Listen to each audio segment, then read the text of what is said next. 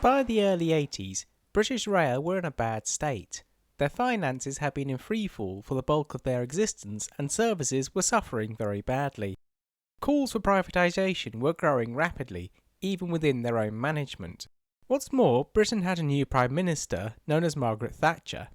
She was a determined and vocal opponent of nationalisations and began selling off Britain's industries one by one. But despite her disdain for public transport, she was opposed to the idea of privatising the railways.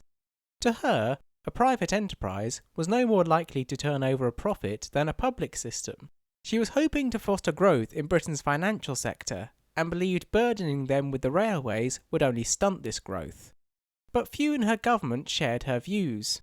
And though British Rail were safe for the time being, their fringe properties were being sold off, such as the transport hotels and the Sea-Link ferries. In 1983, the Serpell Report was published by Sir David Serpell, a protégé of the infamous Dr. Beeching. He recommended an even more extreme set of line closures, reducing the network down to just the main routes between London and the biggest cities in the UK, even shutting down the East Coast Main Line beyond Newcastle. The report was never given serious consideration due to backlash, but the fact that it was published at all shows how little faith many had in the railways. Nonetheless, efforts were ongoing to resuscitate the organisation. In 1982, reforms were brought in for the management structure. Instead of being flatly divided into regions of the country, it will be divided into 7 types of services. Intercity managed the high-speed express traffic, Network South East handled the commuter traffic in the London area, regional railways handled commuter traffic elsewhere, trainload freight took trainload freight, rail freight distribution took non-trainload freight, Freightliner took intermodal traffic, and rail express systems took parcels traffic.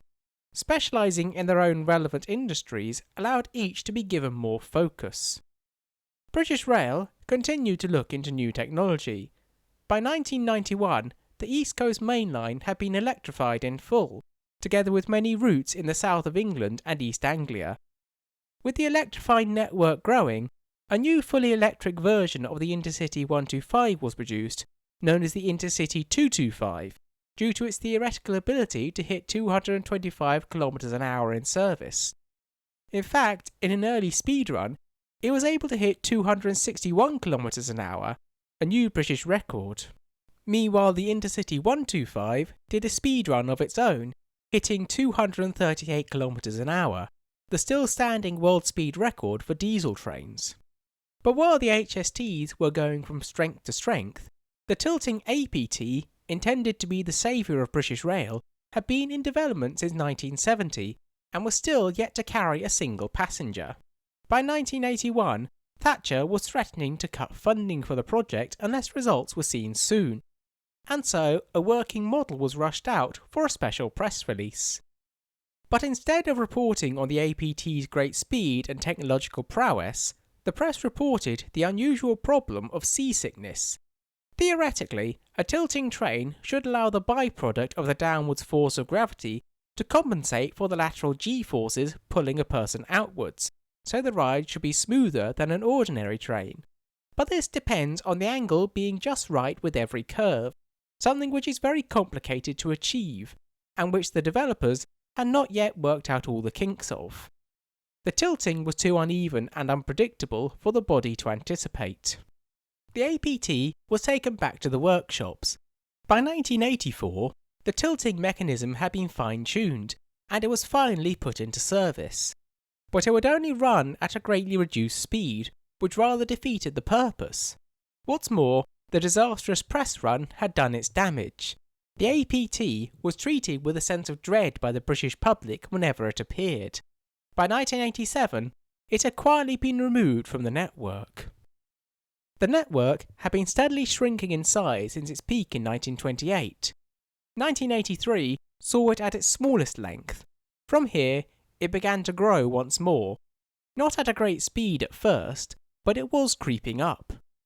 The redevelopment of the Docklands presented an opportunity to construct a new community with rail links built in.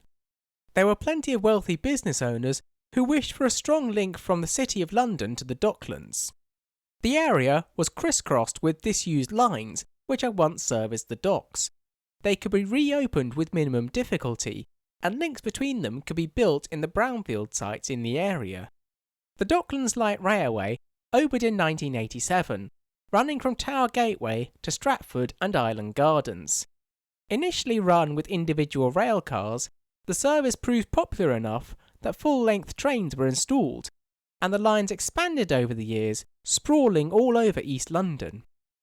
In 1988, the Snow Hill Tunnel was reopened and linked into the termini on either side of it, creating the Thameslink, the first direct mainline service from one side of London to the other. But London wasn't getting all the big projects. In 1992, the Manchester Metrolink opened, the first year-round tramway outside of Blackpool in 30 years.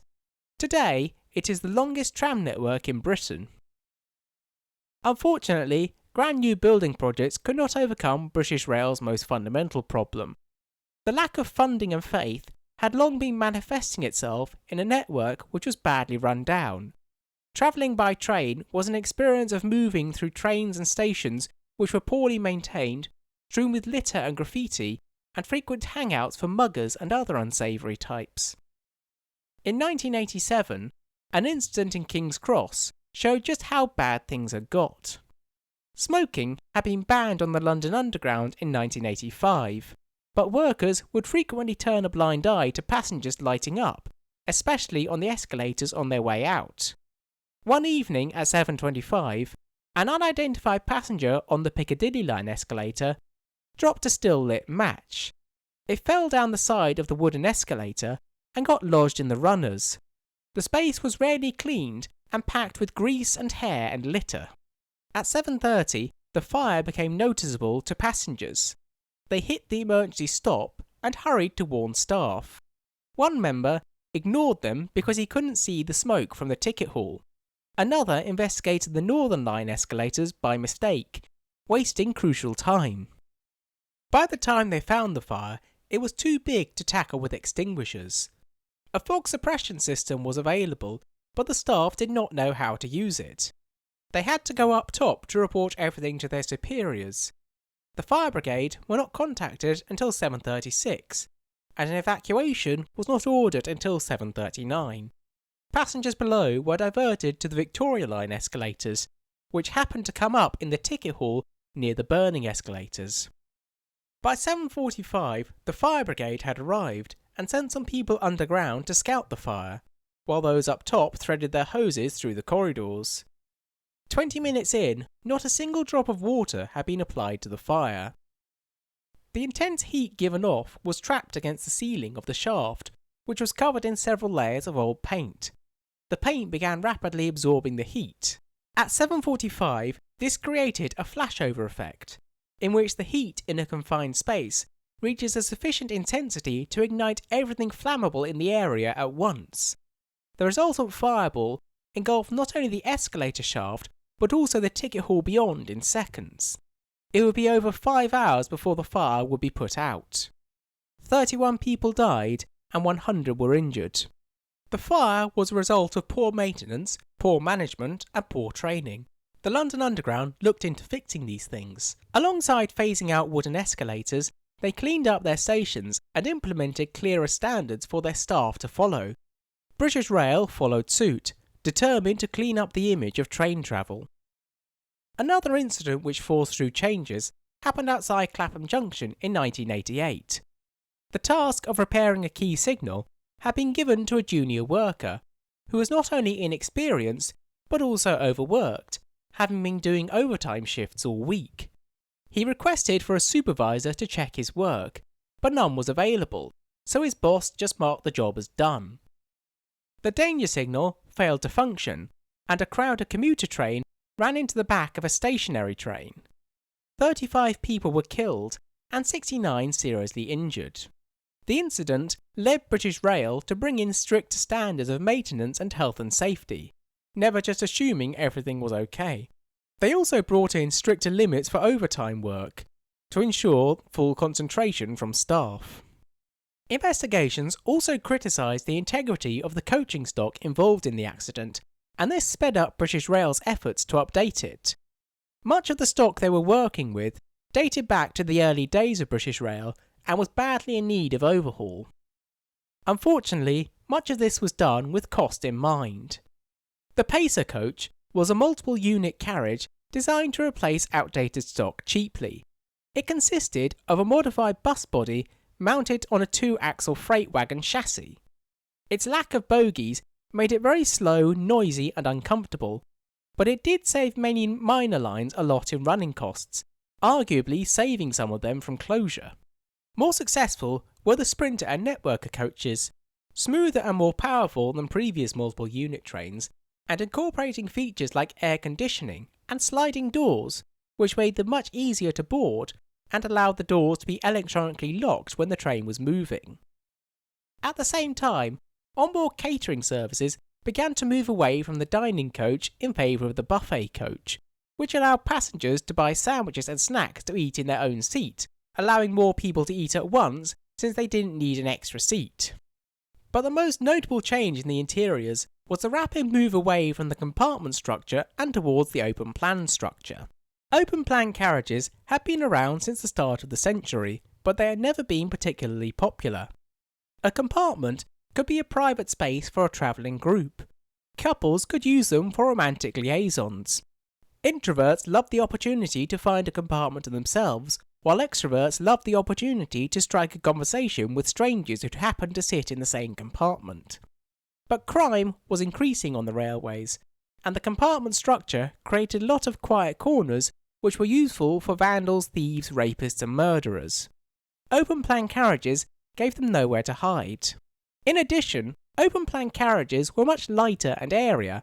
At crowded times they created more standing room, and they made life easier for disabled people and those with heavy luggage. It seems that British Rail's efforts to clean themselves up were paying off, and by the end of the decade, passenger numbers were steadily climbing for the first time since the 1950s. Unfortunately, it was too little too late to save British Rail. Thatcher resigned in 1990, with John Major taking over. 2 years later, he called a general election. Amongst other election promises, he promised to sell off British Rail, the Tory voters having lost patience with them long ago. To his surprise, he won the election and began the privatisation process. British Rail have something of a mixed reputation amongst rail enthusiasts. To some, they were a failed experiment in nationalisation, financially inept and incapable of managing the country's entire rail system. They were losing money and passengers for most of their existence, and they would argue that British Rail were well overdue for privatisation by the time Major finally put them out of their misery. To others, they were a necessary and useful organisation with the misfortune of existing throughout a very difficult period for railways worldwide, with little interest from a public more obsessed with the roads, and sociological changes happening so regularly that few would have been able to anticipate them, considering which they arguably weathered the storm pretty well. While they made a good number of bad decisions, there were also many great success stories, such as widespread electrification and high-speed travel. They may have been losing money for most of their existence, but so had the Big Four before them, and so were many of the private companies to follow. British Rail was stuck in a vicious circle, in which successive governments would deny them the funding they badly needed, quality of services would slip, and the government would use this as justification for cutting funding further. And just as they were finally beginning to get on top of things, they were privatised out of existence, never able to live up to their full potential.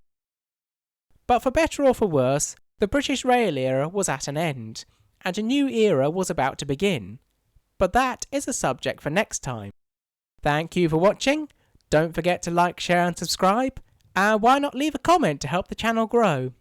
I am currently working on part 18 of this series, which should be with you in the next couple of months. In the meantime, why not check out the rest of this series, or have a look at my website and my Etsy pages for more examples of my artwork. See you soon!